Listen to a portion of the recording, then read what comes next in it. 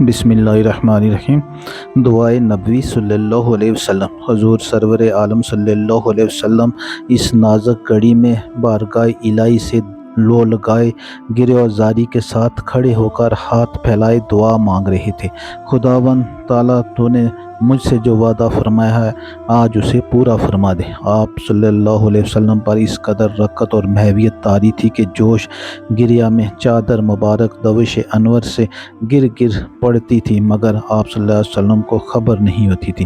کبھی آپ سجدے میں سر رکھ کر اس طرح دعا مانگتے تھے: الہی اگر یہ چند نفوس ہلاک ہو گئے تو پھر قیامت تک روئے زمین پر تیری عبادت کرنے والا کوئی نہ رہے گا۔ حضرت ابوبکر صدیق رضی اللہ عنہ آپ صلی اللہ علیہ وسلم کے یار غار تھے۔